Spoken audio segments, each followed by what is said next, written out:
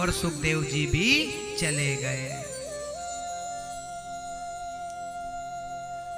आज सुखदेव जी की कथा पूर्ण हुई है। माता पार्वती ने, भगवान भोलेनाथ ने पार्वती को कथा सुनाई है, वह कथा भी पूर्ण हुई है। नारायण सत सनातन सनत कुमार ने ऋषियों को कथा सुनाई है, वो ऋषियों ने कथा नारद जी को सुनाई है, वह भी कथा पूर्ण हुई है। मेरे गुरुजी ने मुझे कथा सुनाई है, वह कथा भी आज मेरी पूर्ण हुई है। और मैंने आज आपको कथा सुनाई है, यह कथा भी आज पूर्ण हुई है। मुझे तो कथा कहना नहीं आता है, आता है क्या बताओ? है? मुझे तो कथा कहना भी नहीं आता, कथा बोलना भी नहीं आता है। कई कथावाचक आराम से कथा श्रवण करते हैं, कहते हैं, पर मुझे तो कथा कहना भी नहीं आता। लेकिन मेरा ठाकुर ने मुझे स्मृति दी है, जो मुझे बुद्धि दी है, मेरा ठाकुर मुझे परोसता है और मैं तुम्हें परोस देता हूँ, मैं तुम्हें परोस देता हूँ। और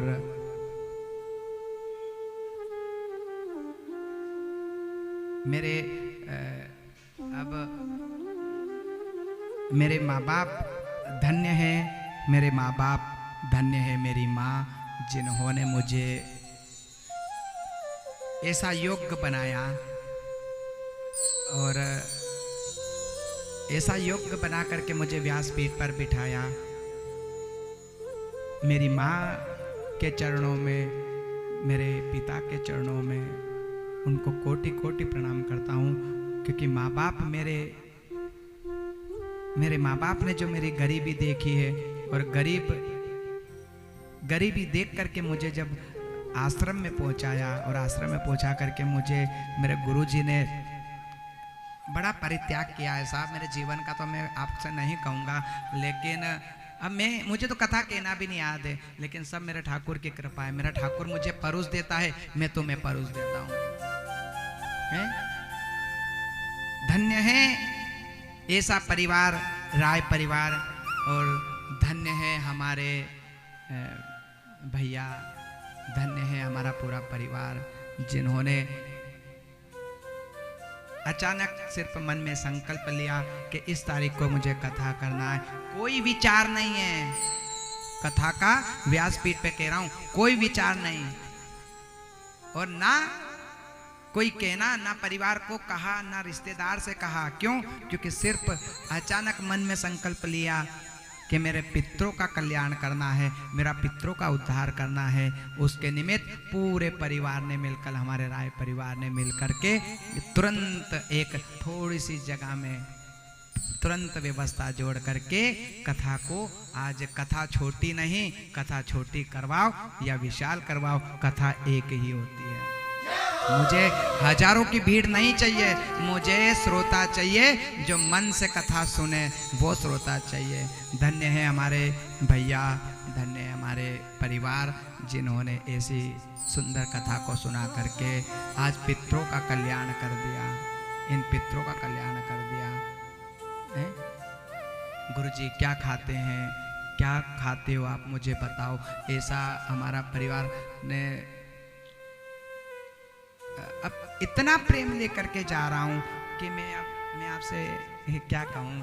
आज पता है माता शक्तियों, आज 7 दिन हो गए, और 7 दिन तक सही बता रहा हूं व्यासपीठ से, अभी तक मेरी माँ से बात नहीं करी, अभी तक माँ से बात नहीं करी। क्यों? क्योंकि टाइम ही नहीं मिल रहा। और आज ही मेरी माँ से मैंने बात करी, क्यों रे घर कब आ रहा है? और तू तो भूल गया वहां जाकर के, उज्जैन जा रहा है और अभी तूने बात ही नहीं किया है। तो मैंने कहा मैंने बात क्या करूं, माँ मुझे माँ जैसी भाभी माँ और इतनी बड़ी माँ मिल गई है, तो मेरी माँ को मैं भूल गया कि क्या करूं। उनका प्रेम ही इतना है कि मैं आप क्या ले जाऊं। है मेरे ठाकुर की कृपा है। कोई कहता है कि हाँ मेरे ठाकुर की कृपा है, जिस आसन पे बैठ जाता हूँ कुछ नहीं करता, व्यासपीठ पे बैठा हूँ कुछ नहीं करता, ना तंत्र करता ना क्रिया करता, लेकिन हाँ मेरे ठाकुर की कृपा है कि जिसको जो कहा है वो होता है। सिर्फ मेरे ठाकुर ने छोटी सी एक दृष्टि भी नहीं है मेरे ठाकुर की, सिर्फ आशीर्वाद है, और मेरे ठाकुर से यही कहना चाहता हूँ कि ठाकुर जब भी कथा मुझे मानव जीवन मिला है तो मेरे अगर प्राण निकले ना तो सिर्फ कथा करते करते, कथा सुनाते सुनाते ही निकलना चाहिए और जीवन में कुछ नहीं चाहिए।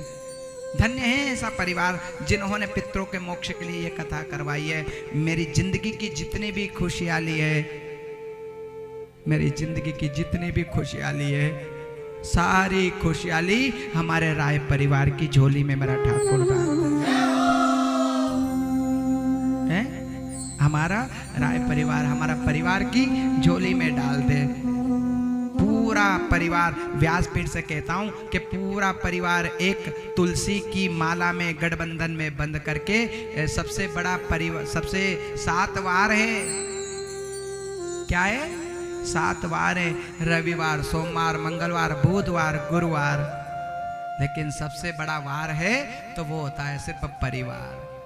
सब कुछ करना, और जो भी मेरी मात्र शक्ति हो, जिन परिवार ने मेरी कथा सुनी है, व्यासपीठ से कह रहा हूँ कि सिर्फ सब कुछ करना लेकिन परिवार को टूटने मत देना, परिवार को टूटने मत देना, क्योंकि जब भी विपत्ति आती है तो सिर्फ परिवार काम आता है और कोई काम नहीं आता, सिर्फ परिवार काम आता है।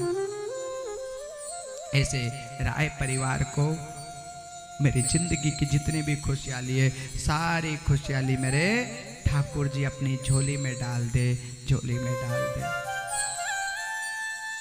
जो भी 7 दिन तक श्रीमद् भागवत कथा का श्रवण जिसने किया, आज हमारे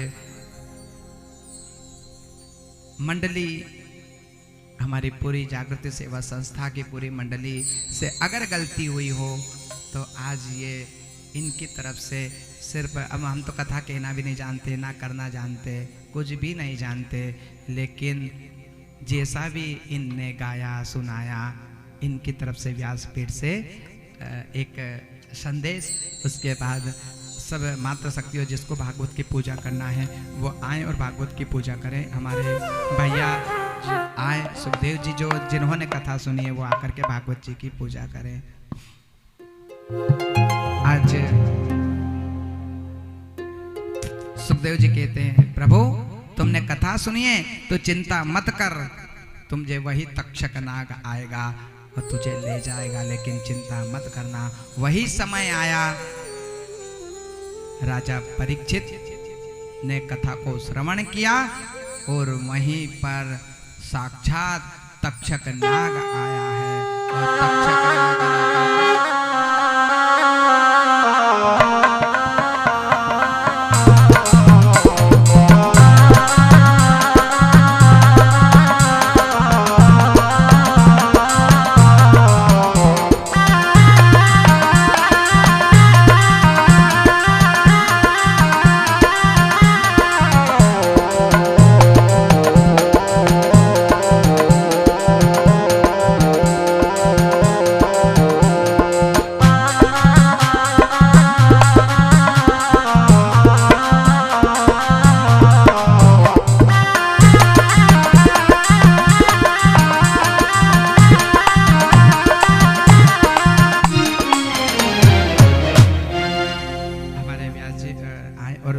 पूजा करें। आज सुखदेव जी ने जैसे ही तक्षक नाग आया और तक्षक नाग आकर के सुखदेव आज राजा परीक्षित को डस लिया।